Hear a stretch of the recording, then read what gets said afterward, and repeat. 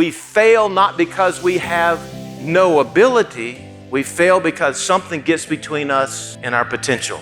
He's worked with championship level teams, pro golfers, business leaders. There's people out there that actually win a lot of trophies that are unhappy, unfulfilled. He is here today to tell you how you can be champions in your businesses. Author and peak performance coach, Dr. David Cook. Greatness is defined as selfless exceptionalism. The only way any of us will ever be fulfilled is if we make the people around us better by being absolutely excellent at what we do. How we think can undermine all of our training. When you see dread and fear and doubt, things happen inside of you physiologically.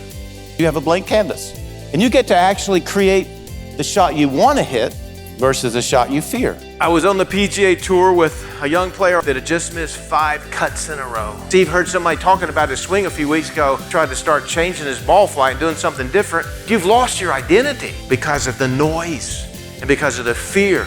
I want you to call your shot before every shot. Tell me target, shape, and trajectory. Saturday night, he's leading the golf tournament. They go to sudden death. We're gonna hit that 3-wood off my back foot. We're gonna move it left to right off those bunkers, get it down out of the altitude and get it rolling on the grass. But he just smokes it out there. Steve won the tournament, painting a masterpiece. Embrace the pressure. We had a pole vaulting team. And the lead guy, he goes, you know, I want to be an Olympian. 9 months out from the Olympics and he's on his way up. He splinters his pelvic bone.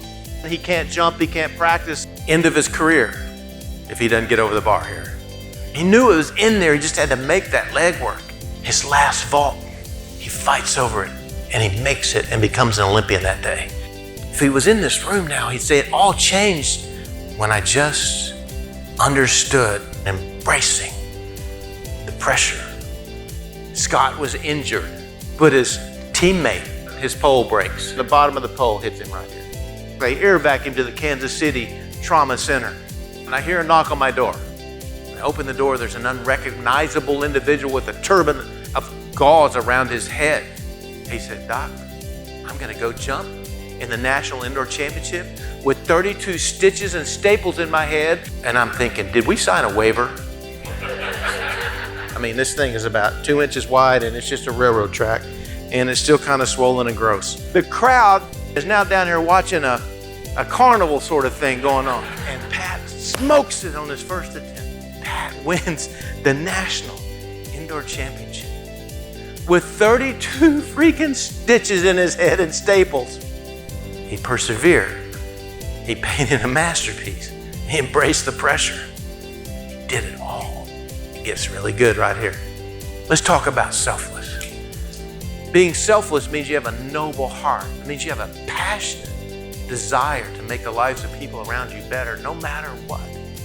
Pat Manson was at the Olympic trials, and he snaps his pole again, and he's out of the meet, unless there's somebody else in the meet that has the same kind of pole, that weighs about the same amount as him, and on the most important day of their life, they would let the competitor borrow their pole, and that person would chalk them and tape them differently and put all kinds of different goops and things on their grip because they're all idiosyncratic about how they do that. Is that possible? And he thought, there's one person and it's Scott, and I can't ask him because I know this is Scott's last chance to be an Olympian. It's not necessarily mine.